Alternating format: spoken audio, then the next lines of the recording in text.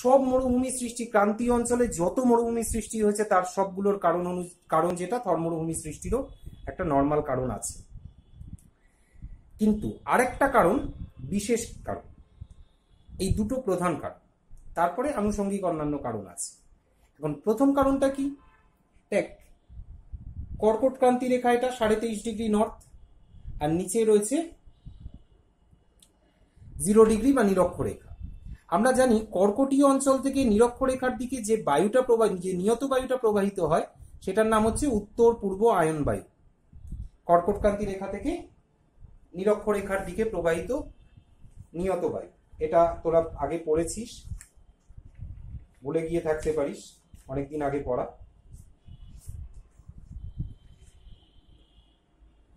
এখন এই আয়ন বায়ুটা যখন প্রবাহিত হয় তখন এই যে পশ্চিম দিকে, এটা কিন্তু মূলত পূর্ব দিক থেকে পশ্চিম দিকে আসছে, ফলে যখন পূর্ব দিক থেকে কোনো মহাদেশের ভেতরে ঢোকে তখন সাগর থেকে জলীয় বাষ্প গ্রহণ করে। দেখ, ভারতের বা এশিয়া মহাদেশের ক্ষেত্রে কি হয়, এখানে রয়েছে দক্ষিণ চীন সাগর, তার নিচে রয়েছে পূর্ব চীন সাগর। তাহলে দক্ষিণ চীন সাগর, পূর্ব চীন সাগরের এই অংশ থেকে জলীয় বাষ্প সংগ্রহ করে বায়ুটা ভেতরে ঢুকলো, উত্তর পূর্ব আয়ন বায়ু ভেতরে ঢুকলো। ঢুকে পূর্ব দিকের যে উচ্চভূমিগুলো রয়েছে, এখানে কিছু পর্বত রয়েছে, কুয়েনলুন, কারাকোরাম, হিমালয়, এই পর্বতগুলো রয়েছে, এই পর্বতগুলোর নিচের অংশ থেকেই প্রবাহিত হয়। কিন্তু তা সত্ত্বেও বেশ কিছু উচ্চভূমি রয়েছে যে উচ্চভূমিগুলোতে বৃষ্টিপাত ঘটায়, এবং বৃষ্টিপাত ঘটানোর দরুন দেখা গেল যে পূর্ব দিকে বৃষ্টিপাত ঘটালো তত বায়ু প্রবাহটার মধ্যে জলীয় বাষ্পের পরিমাণ কমতে থাকবে, এবং জলীয় বাষ্পের পরিমাণ কমতে থাকলে কি হবে, যখন পশ্চিম দিকে বায়ু প্রবাহটা এসে পৌঁছবে তার মধ্যে বৃষ্টিপাত ঘটানোর মতো জলীয় বাষ্প থাকবে না। এখন দেখ, ক্রান্তীয় অঞ্চলের উষ্ণতা মোটামুটি 27 থেকে 32 ডিগ্রি সেন্টিগ্রেড এই অঞ্চলটা। এবার পূর্ব দিকের পাটটায় এই উষ্ণতার সঙ্গে বৃষ্টিপাতটা হচ্ছে, কিন্তু পশ্চিম দিকের পাটটায় উষ্ণতা থাকলেও বৃষ্টিপাত হচ্ছে না। এখানে বৃষ্টিপাত হচ্ছে বলে মরুভূমি তৈরি হচ্ছে না পূর্ব দিক দিয়ে প্রবেশ করার পর, কিন্তু পশ্চিম দিকে যখন এসে পৌঁছচ্ছে এই বায়ুগুলো তখন বৃষ্টিপাত ঘটিয়ে ফেলেছে, এর মধ্যে জলীয় বাষ্প নেই, ফলে এখানে থর মরুভূমি, এরকম জায়গায় রাব আল খালি, এটা থর মরুভূমি, এরকম জায়গায় রাব আল খালি আরবে, এগুলো গঠন করে দিয়েছে।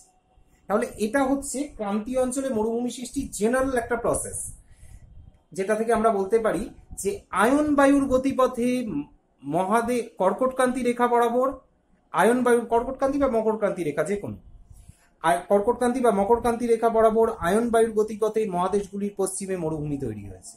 দেখ, এশিয়া মহাদেশের পশ্চিম পার্টগুলোতেই কিন্তু তৈরি হয়েছে থর, রাব আল খালি, আরবের মরুভূমি। ওকে, এটা তাহলে একটা পার্ট। নেক্সট, পরেরটা কি? এই হচ্ছে ভারতের অবস্থান, এটা তোদের অবশ্যই আঁকতে হবে, কিন্তু থর মরুভূমি সৃষ্টির কারণ দিলে এই আঁকতেই হবে 3 নম্বরে। আচ্ছা, এটা হচ্ছে ভারতের অংশ, যার মধ্যে এই জায়গাটা আমরা দেখতে পাচ্ছি থর মরুভূমির পাশে আরাবল্লী পর্বত রয়েছে। এখন দক্ষিণ পশ্চিম মৌসুমী বায়ুর আরব সাগরীয় শাখায় দিক দিয়ে প্রবেশ করে, কেরল থেকে শুরু করে আস্তে আস্তে ওপর দিয়ে ওঠে, এই অংশ দিয়ে প্রবেশ করে। যখন প্রবেশ করছে, যদি আরাবল্লী এরকম ভাবে থাকতো তাহলে গিয়ে ধাক্কা খেত, কিন্তু আরাবল্লী দেখ এই দক্ষিণ পশ্চিম মৌসুমী বায়ুর আরব সাগরীয় শাখার সমান্তরালে অবস্থান করছে, সেই জন্য বায়ু প্রবাহটা কিন্তু ধাক্কা খায় না। বায়ু প্রবাহটা কি করে, সোজা আরাবল্লী পর্বতের পাশ দিয়ে বেরিয়ে যায়, কিছুটা অংশ ধাক্কা খায়, খুব কমই, কিন্তু মূলত ধাক্কা খেয়ে যে বড় ধরনের বৃষ্টিপাত ঘটানো সম্ভব ছিল আরাবল্লী পর্বতের ক্ষেত্রে, যে শৈলক্ষেপ বৃষ্টিপাতটা ঘটাতে পারতো আরব সাগরীয় শাখার মাধ্যমে, সেটা কিন্তু এই সমান্তরাল অবস্থানের জন্য হয় না, বেরিয়ে যায়, ফলে এই অংশটা বৃষ্টিহীন হয়ে গেছে, যে জন্য থর মরুভূমি সৃষ্টি হয়েছে। এই দুটো কিন্তু প্রধান কারণ, একটা আয়ন বায়ুর গতিপথে মহাদেশের পশ্চিমে মরুভূমি সৃষ্টি, আর আরেকটা হচ্ছে আরব সাগরীয় শাখার প্রভাব। এছাড়া বঙ্গোপসাগরীয় শাখারও একটা প্রভাব দেখা যায়, যেটা খুব ছোট প্রভাব, যে বঙ্গোপসাগরীয় শাখা ভারতের মধ্যে প্রবেশ করার পর অনেক ভেতর অব্দি আসার পর ও মধ্য ভারতের উচ্চভূমি অঞ্চলে এত বৃষ্টিপাত ঘটিয়ে দেয় যে এইদিকে এসে কিছু যদি পৌঁছায়ও সেই তার মধ্যে জলীয় বাষ্প বিশেষ থাকে।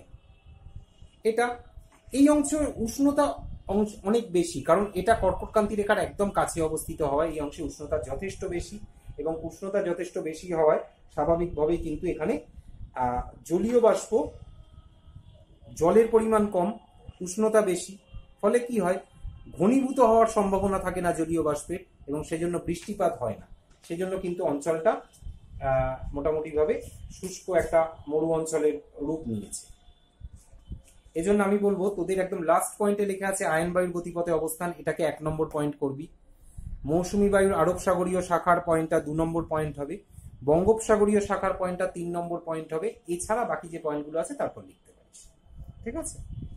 আচ্ছা, এই পার্টটা থেকে আর কোনো প্রশ্ন সেরকম ভাবে আসে না। যদি কারোর কোনো প্রশ্ন অসুবিধা হয়ে থাকে আমাকে কল করে জিজ্ঞেস করে নিস। আমি এই দুটো পার্ট এখানেই শেষ করছি।